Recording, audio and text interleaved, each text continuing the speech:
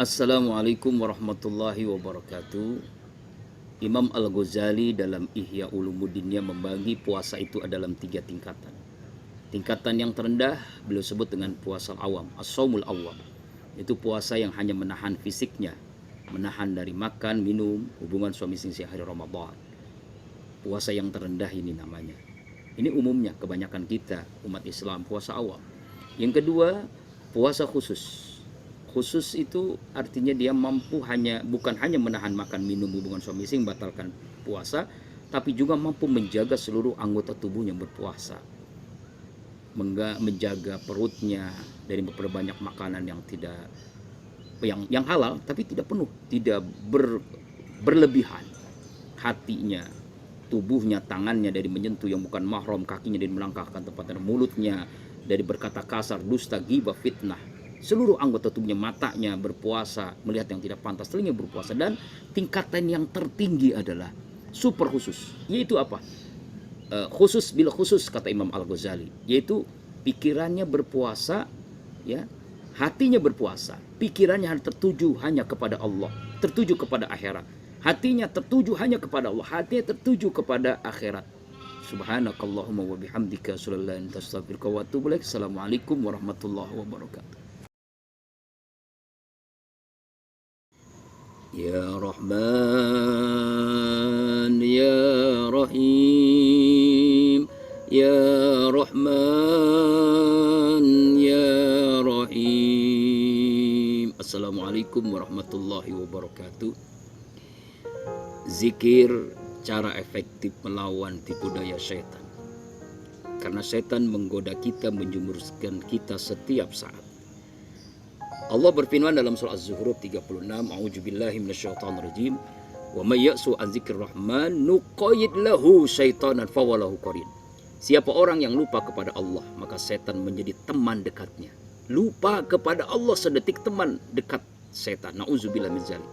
Kita tidak mau menjadi teman setan, karena setan adalah musuh yang nyata bagi kita. Lawanlah, bentengi diri, lindungi diri dengan selalu ingat Allah dimanapun, kapanpun, dan dalam kondisi bagaimanapun. Alladzina yazkurunallah qiyaman wa qu'udan wa 'ala dzunubihim. Itu hamba Allah yang selalu ingat kepada Allah dalam posisi berdiri, duduk, dan berbaring. Assalamualaikum warahmatullahi wabarakatuh.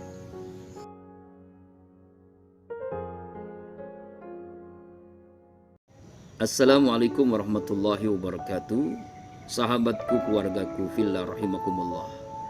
Rezeki yang kedua, tingkatan yang kedua. Rezeki yang harus diusahakan. Kalau yang pertama, Allah sudah tetapkan, siapapun Allah pasti berikan rezeki. Yang kedua ini, tingkatan yang kedua, rezeki dengan usaha, harus diusahakan. Sebagaimana Allah jelaskan dalam surah ke-53, surah ayat 39. Surah An-Nazm. A'udzubillahi minasyaitonirrajim. Wa alaysa lil insani illa ma syaa. Bahwasanya seorang manusia tidak memperoleh suatu apapun yang telah diusahakan.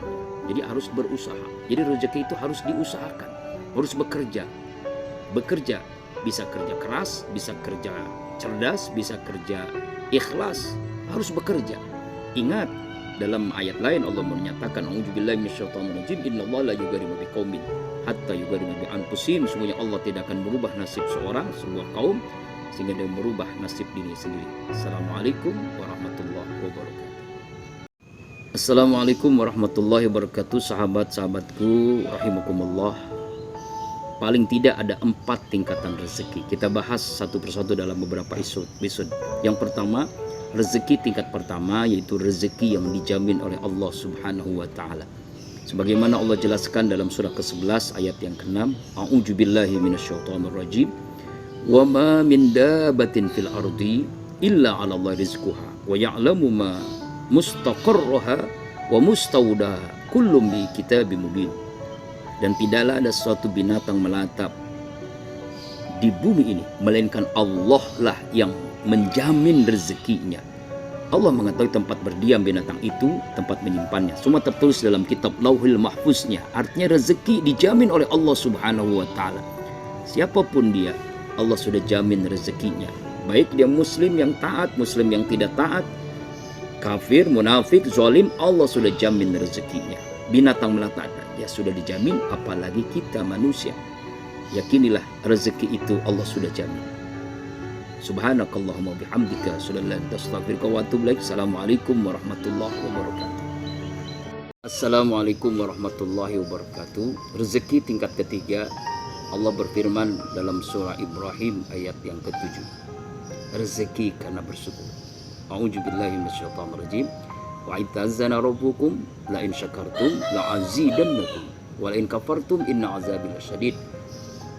Ingatlah ketika Allah memaklumkan, Tuhan memaklumkan, sungguhnya jika kamu bersyukur, pasti kami akan menambah nikmat kepadamu. Jika kamu kufur, sungguhnya azabku sangat amat pedih. Ayat ini menegaskan kepada kita untuk bersyukur atas nikmat Allah. Semakin kita mensyukuri nikmat Allah, semakin bertambah nikmat-nikmat yang berikutnya. Rezeki karena bersyukur. Semakin kita bersyukur, maka semakin bertambah. Bersyukur lagi, tambah lagi. Bersyukur lagi, tambah lagi. Syukuri apa yang ada, maka Allah terus tambah. Yakinilah itu. Sahabat-sahabatku rahimakumullah. Subhanakallahumma wa bihamdika asyhadu an la ilaha illa anta astaghfiruka wa atubu ilaik. Assalamualaikum warahmatullahi wabarakatuh. Assalamualaikum warahmatullahi wabarakatuh. Sahabat-sahabatku rahimakumullah. Yang keempat, tingkatan rezeki karena bertakwa. Semakin kita bertakwa, maka semakin Allah berikan rezeki, bukan hanya mudah, tapi Allah berikan min haitsu la yahtasib. Surah At-Talaq ayat 2 dan 3. A'udzubillahi minasyaitonir rajim. Wa may yattaqillah yaj'al lahu makhraja wa yarzuqhu min haitsu la yahtasib. Sesungguhnya orang-orang yang bertakwa, siapa orang yang bertakwa, maka Allah akan berikan jalan keluar masalah hidupnya, dan Allah berikan rezeki dari arah yang tidak disangka-sangkanya. Yakinilah, selama kita bertakwa, menjalankan perintah Allah dengan kesungguhan, menjauhi larangan Allah dengan kesungguhan, pasti Allah berikan rezeki dari arah yang tidak disangka-sangka. Subhanakallahumma bihamdika asyhadu an la ilaha illa anta astaghfiruka wa atubu ilaik. Assalamualaikum warahmatullahi wabarakatuh. Assalamualaikum warahmatullahi wabarakatuh. Sahabatku rahimakumullah. Musibah adalah ajab dari Allah. Ini yang ketiga. Bagian daripada siksaan Allah di dunia sebelum Allah siksa nanti di akhirat, di alam kubur, di barzah, ataupun nanti di neraka. Na'udzubillah min zalik. Kepada siapa musibah adalah azab dari Allah? Kepada orang-orang yang sudah keterlaluan dalam kemaksiatannya. Orang kafir, orang zalim, orang munafik sudah keterlaluan dalam maksiatnya, Allah berikan musibah, apakah banjir, gempa, tsunami, virus, corona dan sebagainya, adalah azab dari Allah sebelum Allah mengazab nanti di akhir. Kepada siapa? Kepada orang yang sudah keterlaluan, kebangetan dalam kemaksiatan. Sebagaimana Allah jelaskan dalam surah Al-Isra ayat yang ke-16, A'udzubillahi minasyaitonir rajim. Wa idza aradna an nuhlika qaryatan amarna mutrafiha fafasaku fiha fahaqqa 'alal qawlu fadammarna tadmira. Jika kami hendak membinasakan sebuah negeri, kami perintahkan kepada orang-orang hidup mewah di negeri itu agar taat kepada Allah, tapi mereka melakukan kedurhakaan dalam negeri itu, maka sudah sepantasnya berlaku terhadap ketentuan kami.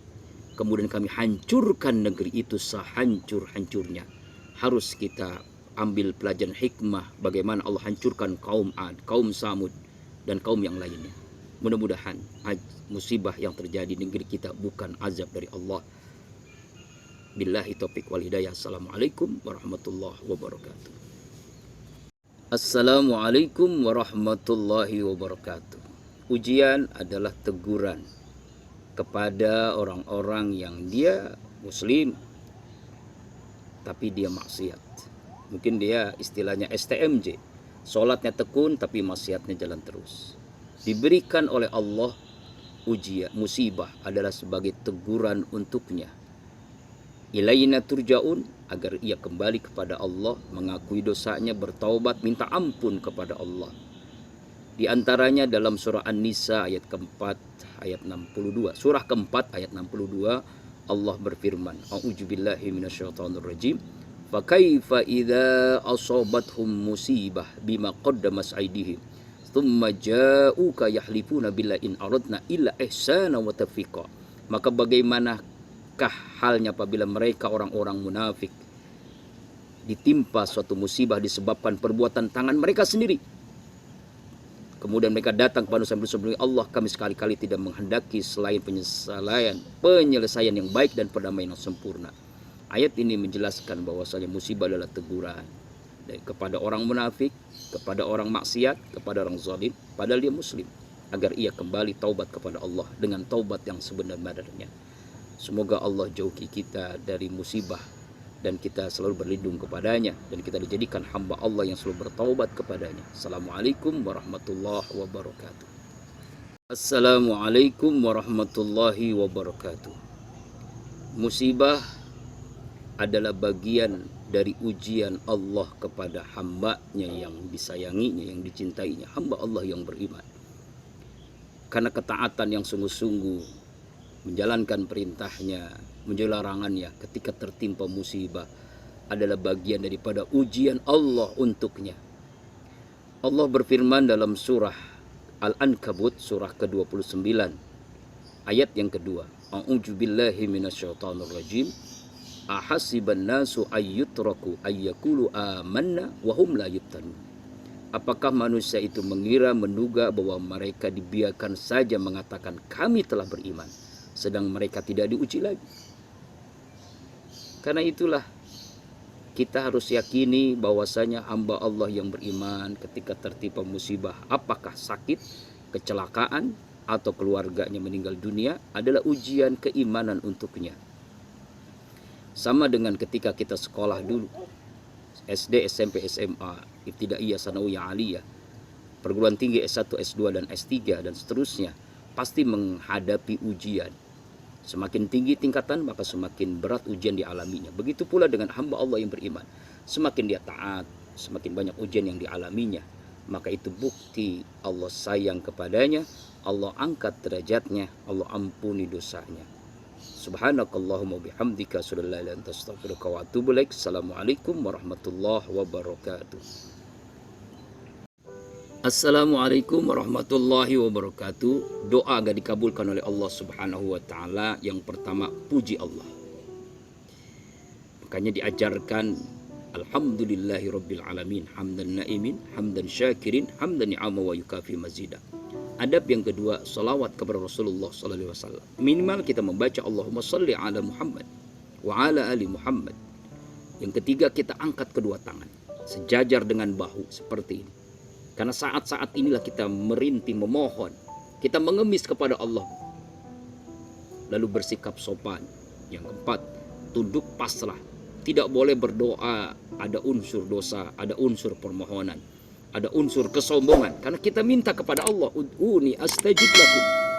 Berdoalah kalian kepadaku, pasti kuijabah doa kalian. Kemudian kesungguhan dalam berdoa. Jangan doa ini melalaikan hati. Atau ya kalau saya mohon Allah nggak kabulkan. Tidak akan dikabulkan. Sungguh-sungguh dalam berdoa. Sungguh-sungguhlah dalam berdoa. Hadirkan hati dalam berdoa, maka doa itu mustajab. Mudah-mudahan doa-doa kita dikabulkan oleh Allah Subhanahu wa taala. Rabbana taqabbal minna salatana wa du'aana. Rabbana ya Allah atina fid dunya hasanah wa fil akhirati hasanah wa qina azabannar. Walhamdulillahirabbil alamin. Assalamualaikum warahmatullahi wabarakatuh.